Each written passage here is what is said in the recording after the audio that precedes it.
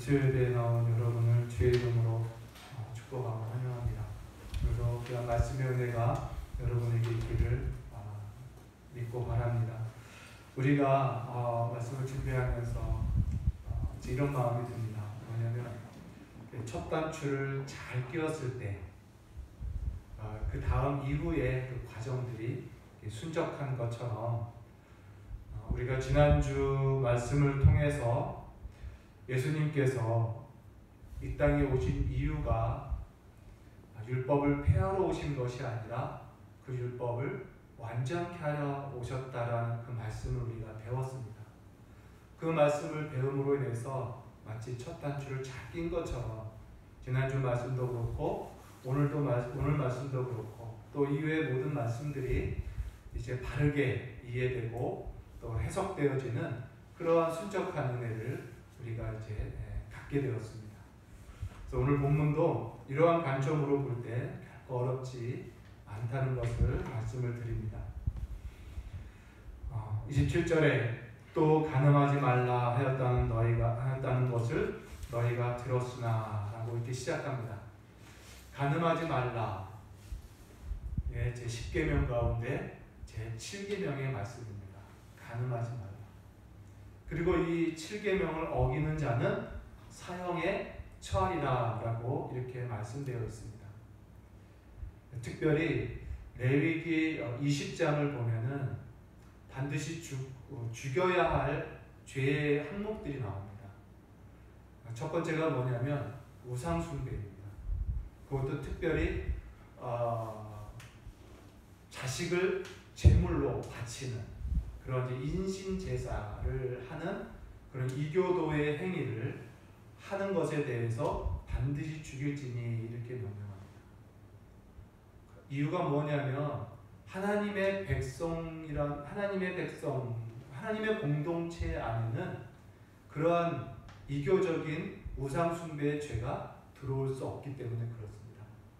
그래서 그러한 죄를 범하는 자는 그 공동체 안에서 반드시 진멸을 시켜야 된다고 명령하시는 거죠. 두 번째로 말씀하시는 죄가 뭐냐면 자기의 아버지와 어머니를 저주하는 자는 반드시 죽일 것이요 이렇게 말씀합니다. 이것은 뭐냐면 이것도 마찬가지죠. 하나님의 공동체 안에 부모의 권위를 또 부모를 대적하고 저주하고 모욕하는 그러한 그러한 죄는 그 공동체에 들어올 수 없다는 것입니다. 그래서 그러한 죄가 그 공동체에 서지 않도록 일찌감치 진멸을 하라고 명령하시는 거죠. 그 다음에 세 번째 나온 말씀이 뭐냐면 바로 간음입니다. 남의 아내와 간음하는 자, 곧 이웃의 아내와 간음하는 자는 그 남자와 여자를 반드시 죽일지니 이렇게 나와 있습니다. 그러니까 이 간음의 죄도 하나님의 백성의 공동체 안에는 있을 수 없는 거라는 거죠. 그것도 다 제거를 해라는 것입니다. 합당하지 않다라는 거죠. 그 이후에 나오는 죄들이 뭐냐면 이제 근친상간 이런 나오고 또 동성간, 수간 이런 죄악들이 나옵니다. 반드시 죽일지니라고 기록이 되어 있죠. 이 모든 것들은 하나님께서 세우신 하나님의 백성들에게 합당하지 않은 그러한 생활의 모습이라는 것입니다. 갈라디아서 5장에서도 말씀이 나옵니다. 육체의 일은 분명하니 곧 음행과 더러운 것과 호색과 우상숭배와 주술과 원수 맺는 것과 분쟁과 시기와 분냄과 술 취함과 방탕함과 쭉 나오죠. 그러면서 하시는 말씀이 뭐냐면 이러한 일을 하는 자들은 하나님 나라를 유업으로 받을 수 없느니라 이렇게 기록합니다. 그러니까 이러한 음행과 더러운 것과 호색, 우상숭배, 주술 또 원수 맺는 것 여러 가지의 방탕함 이런 것들이 하나님의 공동체 안에서는 어울리지 않다라는 거예요. 들어설 수가 없다라는 것을 말합니다. 오늘 본문도 마찬가지죠. 29절과 30절에 보면 너의 오른 눈이 너를 실족하게 하거든 찍어버려라. 너의 오른손이 너를 실족하게 하거든 떼버려라. 찍어버려라. 이렇게 말씀합니다. 그러면서 백체 중에 하나가 없어지고 온몸에 지옥에 던져지지 않는 것이 유익하다. 이렇게 말씀해요. 이 말씀이 뭡니까? 내 눈이 내 손이 나를 실족하게 하여서 간음을 저지르게 한다면 그러한 죄를 범하면 어떻게 된다고요? 지옥에 던져지게 된다라는 걸 전제하고 지금 예수님께서 말씀을 권면하시는 거예요. 그러니 그렇게 지옥에 던져지는 것보다 그것을 잘라서 그것을 빼버리는 것이 더 유익하다. 이렇게 말씀하는 거죠. 진실로 하나님은 이 간음에 대해서 엄격하게 말씀을 하셨습니다. 하나님의 백성 또 하나님의 사람들에게는 결코 같이 설 수 없는, 어울릴 수 없는 모습이 바로 이 간음이라는 거예요. 여러분, 우리가 지난주 말씀 배웠잖아요. 예수님께서 이 땅에 오신 이유와 함께 율법의 1.1획도 천지가 없어지기 전에는 땅에 떨어지지 않는다, 사라지지 않는다라고 말씀하셔요. 그리고 율법에 기록된 모든 말씀 중에 작은 것 하나라도 빼고 가르치면 그 사람은 천국에서 지극히 작다, 일컬음을 받을 것이다 라고 말씀하셨어요. 이처럼 예수님께서 하시는 말씀은 뭐냐면 오늘날 우리 신약 시대에 신약 성도들에게 제시되어지고 요구되어지는 이 의의 수준이 옛 사람들에게 요구되는 것보다 훨씬 높다라는 것을 말합니다.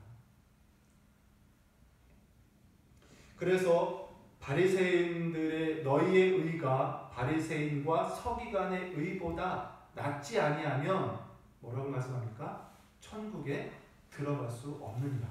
이렇게 분명히 말씀하셨어요. 이유가 뭐냐? 신약 성도들이 나타내줄 수 있는 의의 수준이라 바리새인들의 의와 서기관들의 의보다 훨씬 높다라는 거예요. 훨씬. 그러면서 오늘 말씀을 하시는 거죠. 오늘 말씀 매우 엄중한 말씀입니다. 우리가 이 말씀을 참으로 두려움으로 말씀을 받아야 되는 거죠. 그래서 이제 간음에 대한 이야기를 좀 더 들어가 보겠습니다. 간음하지 말라라는 것을 너희가 들었으나 이것은 지난주 말씀처럼 옛사람에게 말한 바 간음하지 말라라고 너희가 들었으나 나는 너희에게 말하는데 음욕을 품고 여자를 보는 자마다 마음에 이미 간음하였느니라. 이렇게 말씀해 주셨어요. 그러니까 당시 사람들이 간음의 정의를 육체에 국한해서 이해했던 것입니다. 육체의 간음, 육체에 하나여 그 계명을 이해했다라는 거죠. 예수님께서 오신 것은 그 불완전한 이해와 불완전한 적용을 바꾸시고 완전한 해석과 함께 완전한 적용을 우리를 가르치시기 위해서 오신 거죠. 그래서 이 간음도 육체의 간음의 그 한계를 그 제한을 넘고 이제 마음의 간음을 예수님께서 가르쳐 주시는 것입니다. 마음으로 또 간음할 수 있다. 마음으로도 간음하지 말라. 이렇게 가르치시는 거죠. 바리새인과 서기관들의 의의 수준이 육체에 한계하는 그런 이해였기 때문에 그들의 의는 불완전했던 것입니다. 예수님께서 온전한 의를 이루기 위해서 마음의 간음까지 예수님께서 해석해 주시고 적용을 시키신 것이죠. 여러분, 하나님은 사람을 외모로 보시지 않는다고 하셨어요. 사람은 외모를 보나 하나님은 어디를 보십니까? 중심을 보신다라고 하셔요. 중심.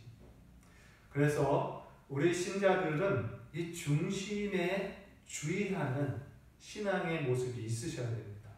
우리의 이 속사람, 우리의 마음을 주의하고 주목하고 이것을 아름답게 가꾸는 그러한 신앙의 모습이 우리에게 있어야 됩니다. 왜냐하면 하나님은 우리의 마음을 보시거든요. 우리의 중심을 보시기 때문에 그렇습니다. 그래서 오늘 말씀도 뭡니까? 간음이 우리가 사람이 음흉한 마음을 갖고 또 음욕을 품고 여자를 보면 이미 마음에서 이미 간음을 저질렀다라고 예수님이 말씀하시는 거죠. 여러분, 우리가 우리의 이 행위로, 우리의 육체의 행위로 간음하지 말라라는 이 계명을 사실 우리는 지킬 수 있습니다. 왜냐하면 우리의 겉모습은요, 겉행위는 이것을 몸을 제어하는데 그렇게 어려워하지 않아요. 그러니까 몸으로 우리가 간음을 저지르지 않는다는 것입니다. 왜냐하면 우리의 체면 때문에, 체면이 손상될까봐 우리는 육체적인 간음을 제어합니다. 몸을 제어합니다. 또한 간음을 했다가 어떤 형벌을 받는 것에 대한 두려움 때문에 우리는 우리의 몸을 제어해요. 그러나 법으로든 사람의 평판으로든 보이지 않는 각 사람의 이 마음을 제어하는 데는 속수무책합니다. 마음으로는 얼마든지 온갖 음행과 간음을 저지르고 있다는 것입니다.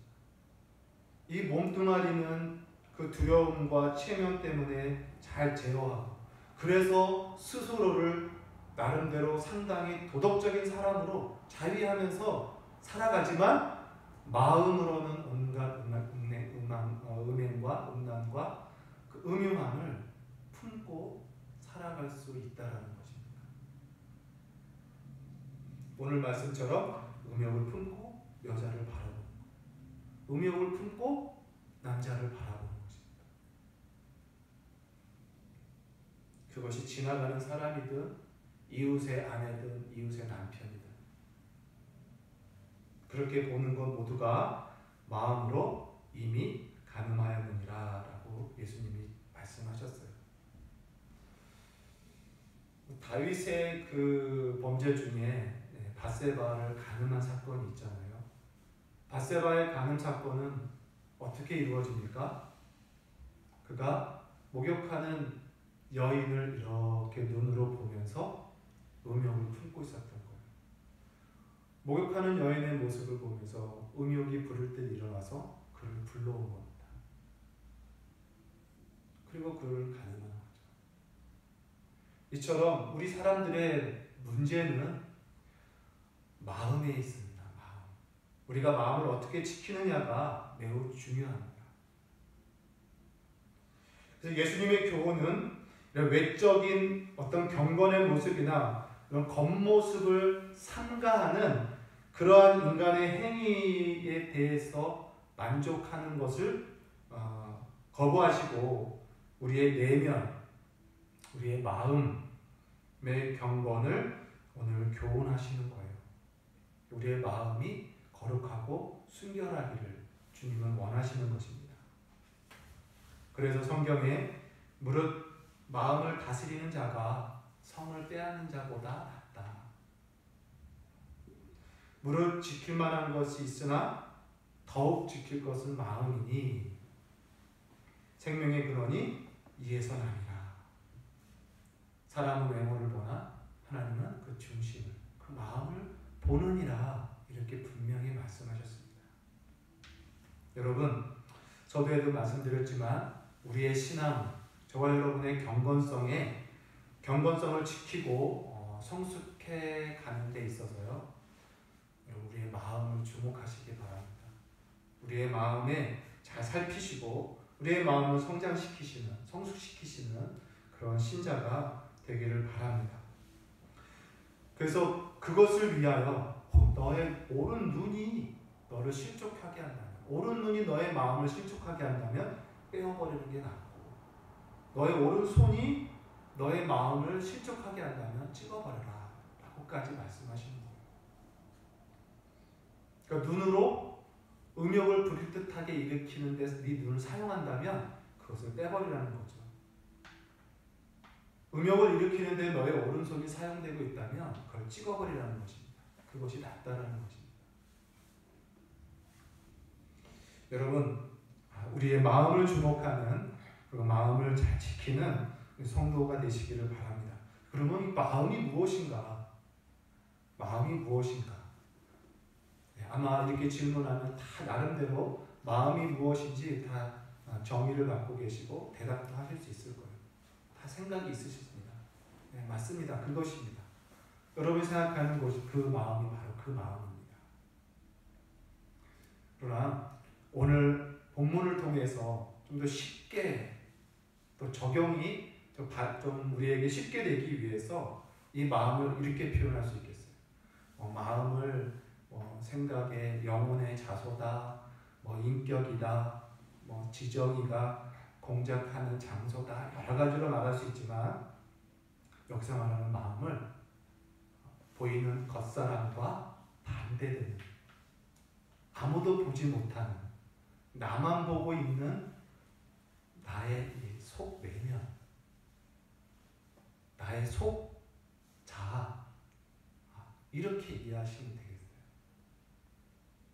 우리는 겉사람에 대해서는 신중하고 주의하며 조심을 떨지만 우리 아무도 보지 않는 나의 내면에 대해서는 너무나 무방비합니다.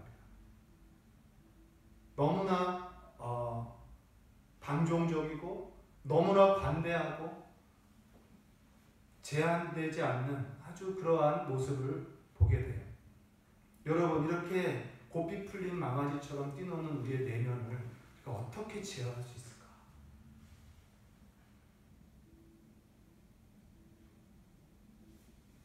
이것이 저와 여러분이 오늘 해답으로 갖고 가야 할 말씀입니다. 우리의 내면을 어떻게 제어할까?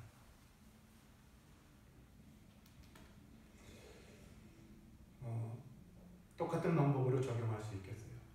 아까 말한 대로 여러분의 몸이 가늠하지 않도록, 못하도록 제어하고 있는, 제어하는 그 이유가 뭐라고 했습니까? 바로 체면이라고 했어요. 체면. 또 뭡니까? 형벌, 법적인 어떤 제재, 이것이 무서워서, 또 내가 당할 어떤 불명예, 그것이 무서워서 하고 싶어도 몸을 제어하는 힘을 발휘합니다. 마찬가지예요, 여러분. 우리의 마음을 어떻게 제어하느냐? 사람도 두려워하지 않습니다. 형벌도 두려워하지 않고 있는 이 마음을 우리는 어떻게 제어할까? 그것은 동일합니다. 하나님을 두려워함으로. 하나님을 두려워함으로 우리의 이 고삐 풀린 마음을 제어할 수가 있어요. 하나님을 두려워해야 됩니다. 또한 오늘 우리가 읽은 대로 이러한 자들은 하나님의 나라를 들어갈 수 없다. 이러한 자들은 하나님의 나라를 유업으로 얻을 수 없다. 이러한 자들은 지옥에 간다. 차라리 잃어버리고 지옥에 안 가는 것이 낫다라는 이 엄중한 말씀을 두려워할 줄 알아야 됩니다. 하나님의 말씀을 1.1획도 가감없이 받아들이고 하나님을 두려워하고 그의 어미하신 말씀을 떨면서 두려워하는 그 마음이 우리의 이 마음을 제어할 수 있다는 거예요. 그 두려움이 우리를 제어합니다.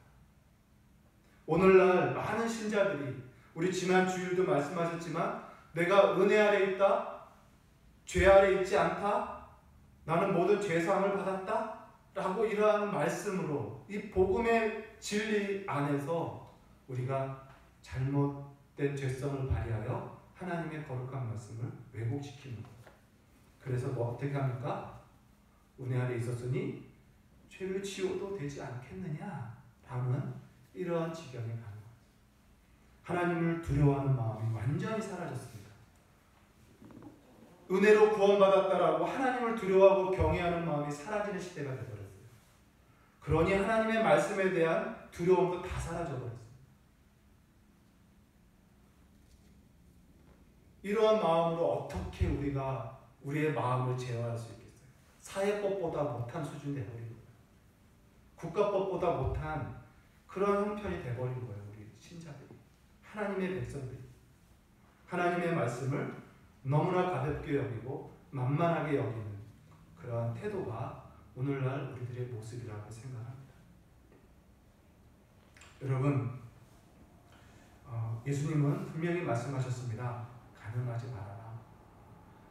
눈으로도 손으로도 하지 말아라. 음욕을 벗고 이성을 보지 마라. 그것은 가늠이다. 음욕은 불법이다. 분명한 죄다라고 말씀하십니다. 여러분, 여기서 말하는 이 음욕을 그냥 인간의 기본적인 욕구인 성적 욕구로 그렇게 이해할 것이 아닙니다. 정상적인 성적 욕구가 아니라 여기서 말하는 음욕을 품고 여자를 본다는 것은요, 탐욕입니다. 탐욕. 정상적인 성적인 욕구를 넘어 욕심을 넘어서 남의 것을 탐하는 탐욕의 죄에 해당되는 거예요. 그래서 예수님께서 또 하나님께서 그것을 멀리하라고 말씀하시는 것입니다. 그래서 내 눈이 음욕을 불타게 한다면 차라리 빼버려라. 피 흘리기까지 싸우라는 것입니다. 내 손이 음욕을 불타게 한다면 잘라버려라.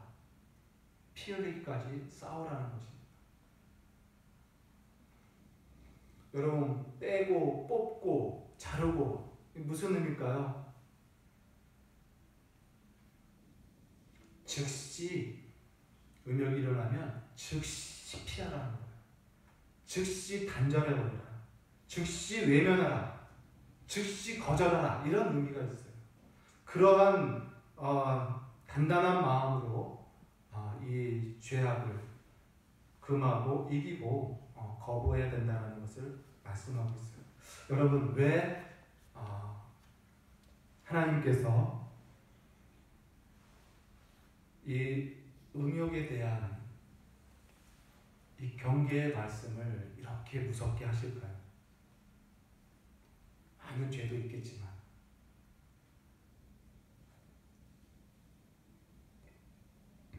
이 음행의 죄는요, 너무나 추하고 악하기 때문입니다. 이 음욕과 음행으로 인해서 하나님께서 우리에게 주신 이 아름답고 거룩한 신자의 형상이 아주 추해집니다. 아주 부끄럽게 만듭니다. 빛된 얼굴이 어둡게 돼요. 어두운 사람으로 바뀌어버립니다. 총명한 눈빛이 흐릿하게 바뀌어버립니다.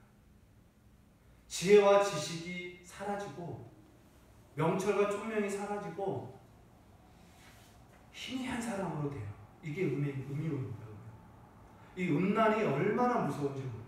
다른 것 하지 않아도 음란에 사로잡히고 음행에 빠져있는 사람은 그렇게 점점 추하게 됩니다. 진취적이고 빚어있는 사람이 무기력하고 나태하게 돼요. 결국 그 굴레에서 벗어나지 못해서 오늘 예수님이 경고하신 대로 그 끝이 너무 비참하게 될 수 있다는 거예요. 그 고통을 피할 수가 없는 것입니다. 여러분, 다른 그 무슨 죄보다도 우리가 이 음행의 죄를 참으로 두려움으로 우리가 갖고 우리의 마음을 제어할 수 있기 위해서 하나님을 경외하고 두려워하고 그의 말씀에 경계하심을 두려움으로 우리가 받아야 된다라는 사실을 다시 한번 기억하시기를 바랍니다. 이제 이뿐만 아니라 이제 이 음행을 사람들이 얼마나 이 음행을 저지르기 위해서 이제 제도적으로, 법적인 제도를 이용해서라도 음행을 이렇게 저지르는 모습이 나옵니다. 31절에 보면 누구든지 아내를 버리려거든 이혼 증서를 줄 것이라 이렇게 나오잖아요. 이제 예수님께서 이혼 증서라는 하나의 사회적 제도를 언급하시면서 이것을 또한 음행의 수단으로 쓰는 이 타락한 사회상을 또 예수님께서 지적하고 계십니다. 이 이혼 증서라는 것은 뭐냐면 이혼할 때 이혼하는 여인들에게 써주는 증서입니다. 그래서 원래 하나님께서 직접 제정하신 법은 아닌데 이스라엘 백성들이 강팍하여서 모세에게 여인들을 이렇게 자기가 살다가 자기 부인이 마음에 안 들면 그냥 이혼해 버리는 거예요. 그리고 또 다 마음에 드는 여인을 또 자기처럼 삼습니다. 이것을 어떤 법적인 제재 없이 그냥 자기들의 기호에 따라서 막 하는 거예요. 그러다 보니 사회가 어떻게 됩니까? 이 여인이 이혼한 여인인지 한번 결혼을 하고 이혼을 당한 여인인지 아닌지 모르는 거예요. 그럼 한 남자는 이 사람과 결혼했는데 알고 봤더니 처녀가 아닌 거예요. 그러면 그 죄를 물어서 죽이거나 그 여인을 죽이거나 아니면 사회에서 격리를 시켜버리는, 결국 그 여인의 삶이 비참하게 되어버립니다. 그래서 모세가 부득불 어쩔 수 없이 이혼한 여인에게 갖추는 이혼 증서를 주는 겁니다. 그래서 남성 위주의 사회에서 이혼한 여인들이 생명을 지키고 또 사회적으로 경제적으로 보호를 받을 수 있도록 여성 보호적인 그런 차원에서 부득불 만들어낸 제도입니다. 그런데 이 제도를 남자들이 악용하는 거예요. 뭐냐면 이제 이혼 증서만 써주면 나는 얼마든지 이혼할 수 있다는 거예요. 그래서 자신의 본처가 아닌 다른 여자와 음욕을 풀어내서 음행을 저지르고 싶으면 이혼 증서를 발급하는 겁니다. 그러니까 자신의 음행을 합법적으로 하는 제도로 전락되어버립니다.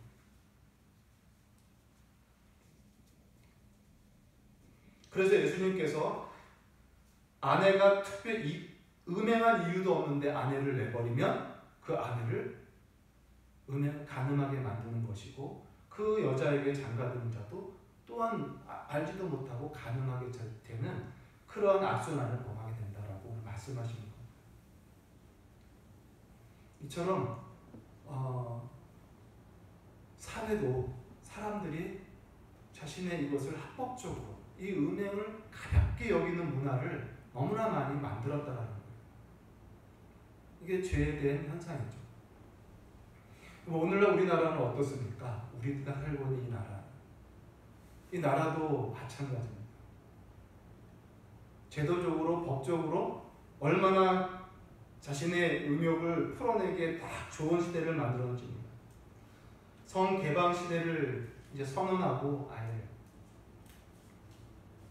성범죄에 대한 법률도 약하고 아주 빈약하고 처벌도 매우 약하지 않습니까?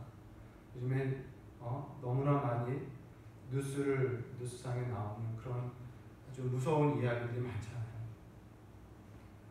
또 간통죄가 없어진 지도 오래됐어요.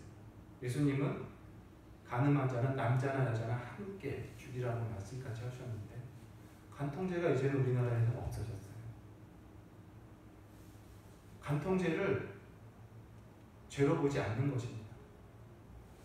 인간의 기본권으로 이해하는 욕구를, 성적 욕구는 인간의 기본권이라는 것입니다. 그렇게 바라보는 아주 그러한 시각이 만연하게 되어져 버린 거예요.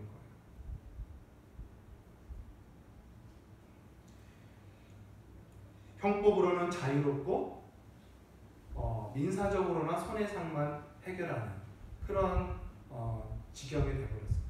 그러니까 이 간통이 형사적인 법원이나 어떤 그런 처벌의 조항이 아니라 그냥 개인의 문제로 보는 겁니다. 개인.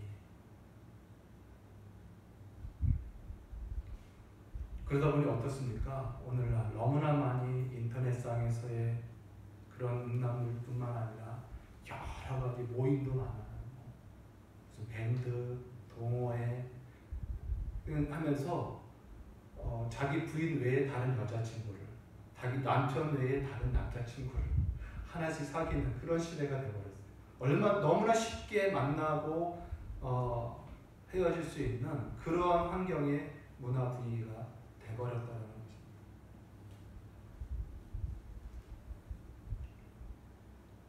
그러다 보니 결혼이라는 그 신성함도 약화되고 결혼의 그 중요한 언약 사상도 다 손상되고 그냥 정욕의 하나의 수단으로만 전락돼 버리는 너무나 안타깝고 비참한 시대로 오늘날 저와 여러분이 살고 있습니다. 여러분, 이렇게 제도적으로도 음행을 저지르고 조장하는 이 세대를 저와 여러분이 지금 살고 있습니다. 이러한 상황 속에서 마음을 지킨다는 거 쉽지 않습니다. 그러나 그 쉽지 않음보다 더 어미하신 주의 말씀을 우리 들어야 됩니다.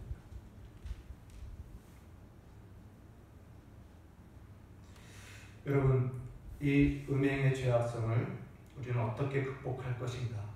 아까 말했지만 하나님을 경외하고 주의 말씀을 두려움으로 받는 그 마음을 중심으로 우리는 제어할 수 있고요.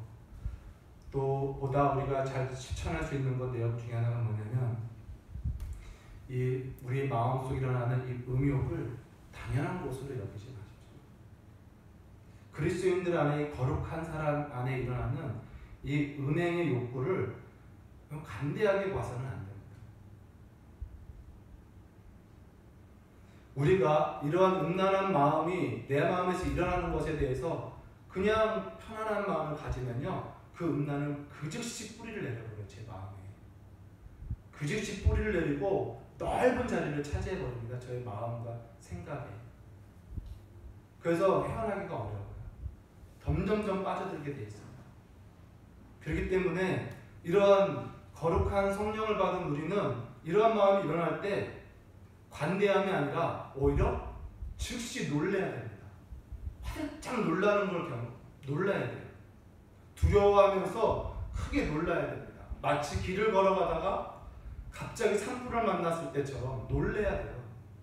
아주 맹수를 만났을 때, 곰과 같은 그런 맹수를 만났을 때 깜짝 놀라는 것처럼 내 마음에 음욕이 일어나면 여러분 그걸 느슨하게 놀라야 됩니다.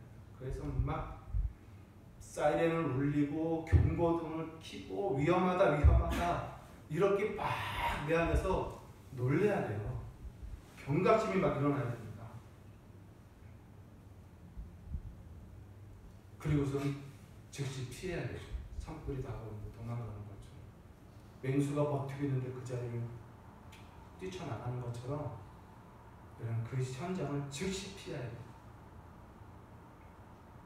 그렇지 않고서는요, 그 음행은 뿌리를 내리고 자리를 차지하고 열매를 쫙 내게 눈빛이 흐려지고 나의 핏된 얼굴이 어둡게 되고 지혜와 총명은 사라집니다.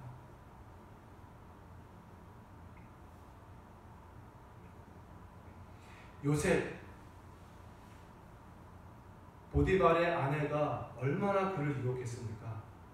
남편이 없다. 수십 일을 출장을 갔으니 이 집은 너랑 나밖에 없다. 수십 일을 가늠해도 상관없다. 유혹합니다. 옷을 끄집어 당기면서까지 유혹합니다. 근데 요셉은 피했어요. 뭐 때문에 피했을까요? 어떻게 피했을까요? 그는 보이지 않는 하나님을 두려워했어요. 보디발 주인보다 하나님을 더 두려워했습니다. 그리고 그의 말씀을 두려워하는 마음에 그를 장악하고 있었어요. 그래서 도망갔던 겁니다. 그 유혹하는 눈빛에 경고가 사이렌이 울리면서 그는 놀랬던 겁니다. 여러분, 저와 여러분은 이것을 배워야 돼요. 그리고 두 번째, 그렇게 그 음욕이 일어났을 때 놀라워하면서 그것을 피했으면요, 가만히 있으면 안 돼요. 그 자리는 또 금방 들어옵니다. 그 자리에 선한 마음을 심어야 돼요. 선한 마음을 심어야 돼. 선한 생각들을 쫓아낸 그 음영의 마음을 쫓아낸 자리에 채워야 됩니다. 아름다움으로 채워야 됩니다.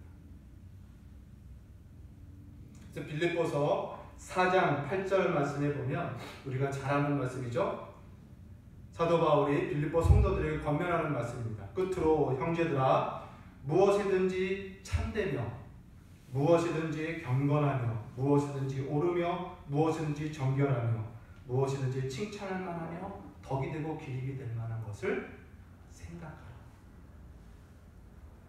너희들의 생각을 가만히 놔두지 말고 경건하고 참되고 옳고 정결하고 덕이 되고 기림이 될 만한 그런 선한 생각들을 하라는 거예요. 항상 그것들을 의도적으로 충분히 하라라고 말씀합니다. 골로새서도 마찬가지입니다. 너희가 그리스도 예수와 함께 일으킴을 받았으니 위의 것을 생각하라. 땅의 것을 생각하지 마라. 이것이 우리 합당한 자들의 모습이라는 것입니다. 또 예수님의 마음을 배우라. 그의 마음은 겸손하고 온유한 하면서 예수님의 마음을 또 배우도록 권면하고 있습니다. 이처럼 우리 마음에 하나님의 그 아름다움, 좋은 선한 생각들로 채우는 것이 이 음란의 죄악을 이기는 방법 중에 하나입니다.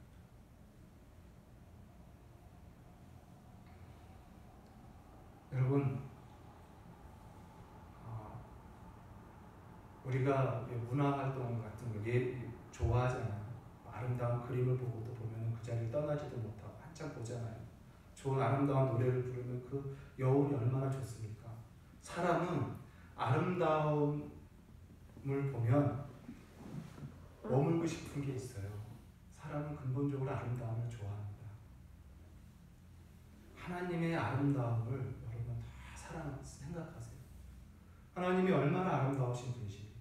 그의 성품, 그의 영광, 그의 거룩하심, 그의 은혜와 존귀, 그런 것들을 생각하는 거예요.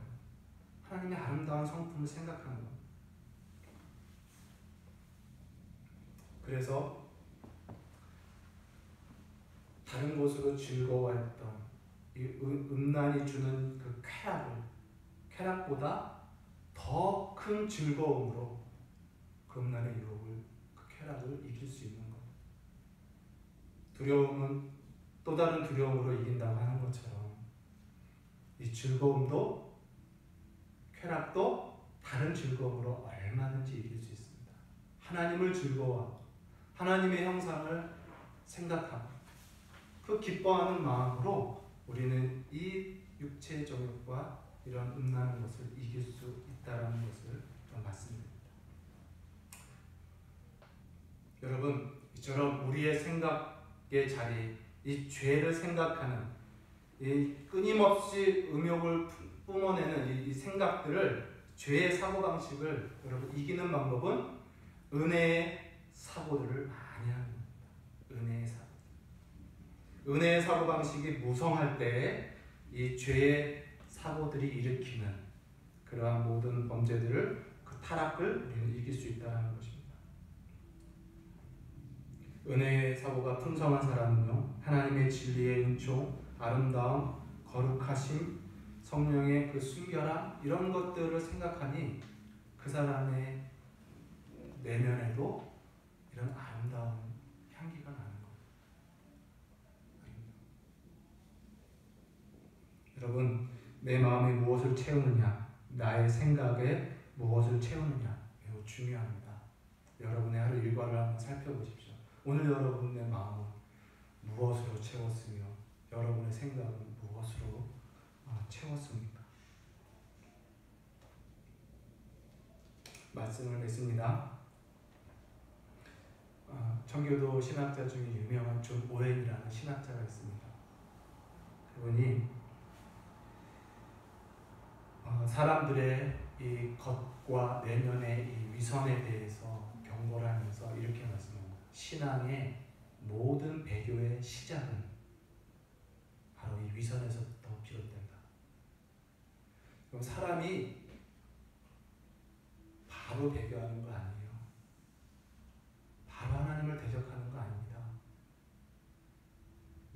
이 위선, 겉모습의 속은 온갖 더러움과 추함을 뽑아내지 못하고 만만하게 여기고 있는 그런 삶, 그러한 삶이 결국은 배교를 일으킨다 라고 위험함을 지적했습니다. 겉과 속이 다르는 우리의 이 위선을 조심하라는 것이죠. 그래서 지난주 말씀에도 동일한 교훈이 있었지만은 시편 19편 12절과 13절 말씀을 읽어보면 이런 말씀이 나옵니다. 자기의 허물을 능히 깨달을 자 누구리요? 나를 숨은 허물에서 벗어나게 하소서. 주의 종에게 고의로 죄를 짓게 말게 하사 그 죄가 나를 주장하지 못하게 하소서. 숨은 죄악까지 찾아내면서 거기서 벗어나고자 하는 이 거룩한 열망이 우리 신자들에게 있어야 된다는 것입니다. 그러기 위해선 주의 율법의 말씀을 부지런히 상고하는, 사람이 무엇으로 자기를 깨끗게 하니까 오직 여호와의 말씀뿐입니다 라고 성경은 기록합니다. 오늘 하나님의 말씀을 가까이 하고 두려워하는 마음으로 말씀을 주목하면서 우리의 마음을 잘 지키고, 특별히 음욕이라는 이 무서운 죄악을 우리가 가볍게 여기지 말고 두려움과 떨림으로 이것을 이기고 극복하고 승리하는 귀한 성도 되시기를 주의 이름으로 축원합니다. 기도하겠습니다. 하나님 아버지, 은혜와 사랑 감사합니다. 오늘 우리의 마음을 참으로 들여다보며 주님 앞에 겸손히 행하고 또 주께서 우리를 지키시는 은혜를 바라보며 말씀의 사람으로 서기를 원합니다. 거룩하신 하나님, 우리가 이전에 지금까지 지었던 모든 온갖 음행과 더러움과 죄악이 있을지라도 하나님, 우리 주 예수 그리스도의 보혈과 십자가의 은총으로 이 시간 고백하오니 다 용서하여 주시고 이제는 온전히 거룩한 사람답게, 새 사람답게 우리의 심령을 새롭게 하고 참으로 의를 위하여 싸우며 죄악을 극복하고 이기고 멀리하는 거룩한 성도의 삶을 사는 신실한 신자로 살아갈 수 있도록 주의 은혜를 베풀어 주시옵소서. 여호와를 더욱 경외하고 주의 말씀을 더욱 사랑하며 가까이하고 주님과 동행하는 그런 성실한 삶을 살게 하여 주옵소서. 예수님의 이름으로 감사하며 기도합니다. 아멘.